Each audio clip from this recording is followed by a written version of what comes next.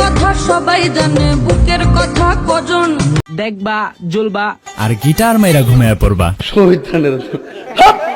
স্ক্রিনে যাকে দেখতে পাচ্ছেন এই মেয়েটাকে আমি পার্সোনালি খুব একটা চিনি না, তবে আমি শুনেছি এই মেয়েটা নাকি খুবই স্মার্ট একটা মেয়ে। আর এই মেয়েটা নাকি এককালীন চিকন ছিল আর এখন নাকি সে মোটা হয়েছে, আর এটাই নাকি তার সফলতার সব থেকে বড় কামব্যাক। কিন্তু ভাই খালি তার মোটার দিকটা চিন্তা করলে চলবে? তার যা বড় হয়েছে এটা কি আপনারা বলবেন না? কি আপনাদের কি বলা উচিত না? আপনারা কি বলবেন না? আরে মনের কথা বলছি পাগল, মন মন। কারণ দেখো যত বড় মানুষ তার তত বড় মন। তাহলে মামুনি আগের থেকে অনেকটা মোটা হয়েছে, তাহলে মামুনির মনটা অনেকটা বড় হয়েছে, স্বাভাবিক। এখন তুমি যদি আবার এই মনের অন্য কিছু কল্পনা করে তোমার ভিন্ন কিছু হাতের কাজ ছেড়ে ফেলো, তাহলে তবে এর জন্য কর্তৃপক্ষ দায়ী নয়। তবে সাবধান, ভিন্ন কিছু হাতের কাজ শেষ করতে গিয়ে তোমার মহামান্য ঘর থেকে যাতে লাঠি খেয়ে বার হয়ে যাওয়া না লাগে, তাই পচা লাগা বিশুদ্ধ দ্রষ্টব্য। এই ভিডিওটা দেখার জন্য তোমার অবশ্যই দুটো জিনিস থাকা প্রয়োজন, এক হলো ধৈর্য আর দুই হলো হেডফোন। কাজের কথা বলেন, নট ওয়েটিং সি। ওই দেখা যায় তাল গাছ, সাথে দুটি ডাব, এই দুটি ডাব নিয়ে তাল গাছের কি ভাব, সেই ছোট দুটি ডাব নিয়ে সে নিজের ভাবে সেরা, ভাবনায় সে ক্যাটরিনা ক্যাফ, আসলেই তো সে ভেড়া। কারণ কন্টেন্টের নামে দেহ দেখিয়ে সে কামাইছে সব ভিউজ, কোয়ালিটির থেকে তার ভিডিওতে ভালগারিটি থাকে হিউজ। আবার কেউ তারে নিয়ে কথা বললে সে তারে বলে স্পাইসি নাকি আরো লাগবে। আমি চিন্তা করি আজকের রোস্টের পর স্পাইসির চোদনে সে কোথায় গিয়ে ভাসবে। তবে সমস্যা নেই, আজকে সে একা নেই, তার সাথে থাকবে তার আরেক বোন রায়। কারণ গুণ দিয়ে তার পেট চলে না, নাইতো রূপের বাহার। তার পেট চালায় সে তার ডাব দেখিয়ে, রূপের নাম করে পাহাড়। আর এই পাহাড় দেখিয়ে তার ক্লায়েন্টের আজ করবো মোরা শেষ। কয়েকদিন পর পরই সে যায় কলকাতা ট্যুরে, সাথে নিয়ে নিউ বয়ফ্রেন্ড। বাহ, দিদির দিন তো কাটছে বেশ। তবে এই দিন তো শেষ দিন নয়, এই দিনের পরও আরো দিনও আছে। অশ্লীলতা করে দিদি আপনি কারেই বা পার পেয়ে যেতে দেখেছেন, আর অন্যায়কারীরা কতদিনই বা বাঁচে। তো আজকে দিদি আপনাদের ভিন্ন রূপে অন্যায়ের হিসাব নিতে হয়ে এসেছি আপনাদের ছায়া। তো দোষটা কিন্তু দিদি বাকিদের তুলনায় একটু বেশিই হবে। হ্যাভ এ রিল্যাক্স দিদি। মায়া, সবই মায়া।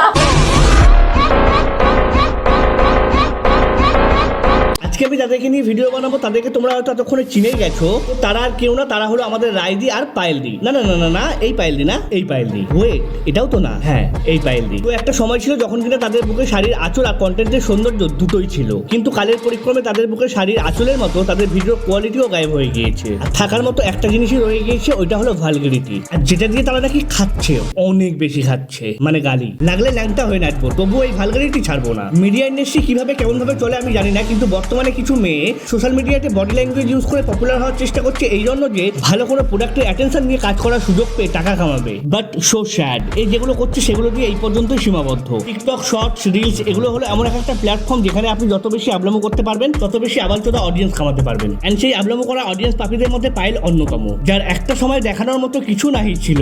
তাহলে আবাল অডিয়েন্স গুলো কি দেখে তারে ফলো দিল? তখন তার না ছিল টাকা, না দিতে পারতো ঝাঁকা নাকা।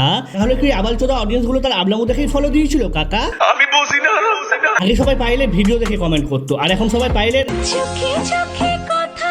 तोबा तोबा तोबा थारा मूड खराब कर दिया। আমরা সবাই জানি রিলস করতে মাথা ভর্তি গু লাগে, এক্সাম না দিয়ে পরীক্ষায় পাস করে চাকরি পেতে মোটা মোটা দাদা কাকা লাগে, আর বড় পর্দায় কাজ করতে বড় Yes, available only for girls. তো একটা জিনিস মনে রাখবেন, সস্তার জিনিস খাবেন পেট ঠিকই ভরবে, বাট মজা কম পাবেন। তেমনই আপনার কন্টেন্টও যদি সস্তা হয় তাহলে কিছু পাবলিকের অ্যাটেনশন ঠিকই পাবেন, বাট ওইটাও সস্তা। মনে রাখবেন যতদিন চামড়া টাইট আছে ততদিন আইডিতে রিচ পাবেন। রিচকে খিচ খাওয়ার হাত থেকে বাঁচতে ভাত রেখে প্রোটিন খাবেন, আর জাস্ট কিছুদিন বাদেই দেখতে পাবেন পাছাটা 40,000 থেকে 40 মিলিয়ন হয়ে গেছে। একটা গানের মধ্যে মডেলে আসলে কাজটা কি? গানের কথাগুলো ডান্স, এক্সপ্রেশন, অভিনয়ের মাধ্যমে তুলে ধরা, বাট এদের গানের লাইনগুলোই হলো, আর তার সাথে মিলিয়ে স্টেপ দিতে গেলে তো পুরো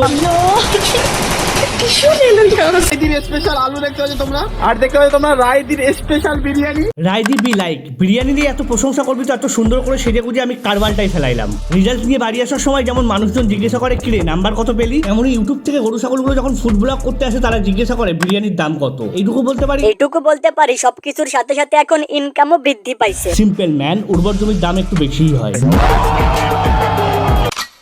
তোমরা যারা ভিডিও দেখো বাট সাবস্ক্রাইব করো না, তাদের কপালে কোনোদিন গার্লফ্রেন্ডই জুড়ে না।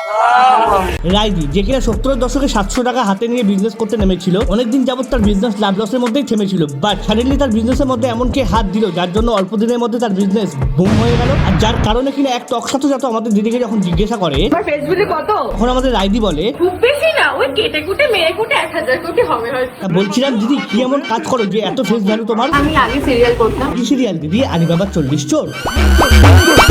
দিদি আমাদের বিরিয়ানির সাথে লাজ লজ্জা মান সম্মান সবই বেচ্চা খেয়ে ফেলেছে। দিদি বিরিয়ানিতে কেমন মশলা দেয় সেটা আমরা জানি না, কিন্তু এক্সকিউজটা খুব ভালো দেয়। কাজকর্ম করি, কাজকর্ম করবো না, বারবার করে শাড়ি কোথায় ছড়ে গেল সেগুলো দেখবো। দেখো দিদি, ইচ্ছা থাকলে উপায়ও থাকে। শাড়ি পরে আনকমফোর্টেবল ফিল হলে আরো অনেক ভালো ড্রেস আছে, সেগুলো পরেও সুন্দরভাবে কাজ করা যায়, কিন্তু না। আমাদের বাড়িতে তো মা সবাই থাকে, তারা যখন শাড়ি পরে কাজ করে তাদেরও কিন্তু গায়ে থেকে শাড়িটা কখনো কখনো ছড়ে যায়। হ্যাঁ ঠিক, আমাদেরও বাড়িতে মা কাকিমারা থাকেন, কিন্তু তাদেরকে কখনো দেখিনি এমন ভাবে কাজ করতে। ওই পপি কিচেনের এই যে দিদিটাও তো শাড়ি পরে ভিডিও বানায় কাজ করে, তাকে তো কখনো দেখিনি এমন ভাবে শাড়ি পরতে। আমি কিন্তু আগেই বলেছি, সস্তার জিনিস খাবেন পেট ঠিকই ভরবে, বাট মজা কম পাবেন। এমনই আপনার কন্টেন্টও যদি সস্তা হয়, কিছু পাবলিকের অ্যাটেনশন ঠিকই পাবেন, বাট ওইটাও সস্তা। Light off.